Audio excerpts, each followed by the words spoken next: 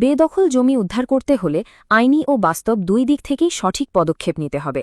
অনেকেই ভুল পদ্ধতিতে গিয়ে আরও জটিলতায় পড়েন। নিচে ধাপে ধাপে সহজভাবে আলোচনা করা হলো কিভাবে দ্রুত ব্যবস্থা নিয়ে 7 দিনের মধ্যে কার্যকর অগ্রগতি আনতে পারেন। 1. জমির কাগজপত্র যাচাই করুন। প্রথমে নিশ্চিত হতে হবে জমির মালিক আপনি কিনা।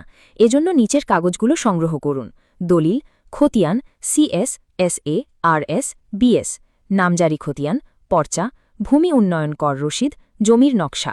কাগজপত্র ঠিক থাকলে আপনার দাবি শক্তিশালী হবে। 2. বেদখলের প্রমাণ সংগ্রহ করুন।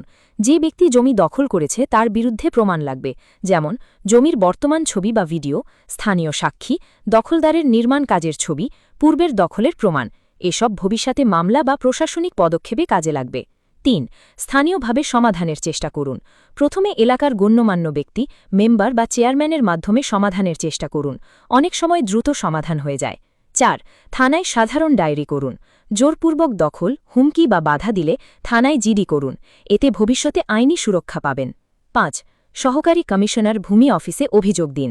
এসিল্যান্ড অফিসে লিখিত অভিযোগ করলে তারা তদন্ত করতে পারে। জরুরি ক্ষেত্রে দ্রুত ব্যবস্থা নেওয়া সম্ভব। অভিযোগে উল্লেখ করুন জমির বিস্তারিত তথ্য, দখলদারের নাম, কবে দখল হয়েছে, আপনার কাগজপত্রের কপি। 6. 145 ধারা বা নিষেধাজ্ঞার আবেদন করা। জমি নিয়ে মারামারি বা সংঘর্ষের আশঙ্কা থাকলে ম্যাজিস্ট্রেট কোর্টে 145 ধারায় আবেদন করা যায়। এতে প্রশাসন দ্রুত হস্তক্ষেপ করতে পারে। 7. দেওয়ানি আদালতে মামলা করুন। যদি দখলদার জমি ছাড়তে অস্বীকার করে তাহলে করতে হবে দখল উদ্ধার মামলা, স্থায়ী নিষেধাজ্ঞা মামলা।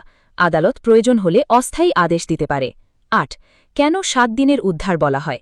বাস্তবে আদালতের পূর্ণ রায় দ্রুত হয় না, তবে নিচের কাজগুলো 7 দিনের মধ্যে করা সম্ভব: কাগজপত্র প্রস্তুত, জিডি, এসিল্যান্ডে অভিযোগ, আইনজীবীর নোটিশ, আদালতে জরুরি আবেদন, প্রশাসনিক চাপ সৃষ্টি।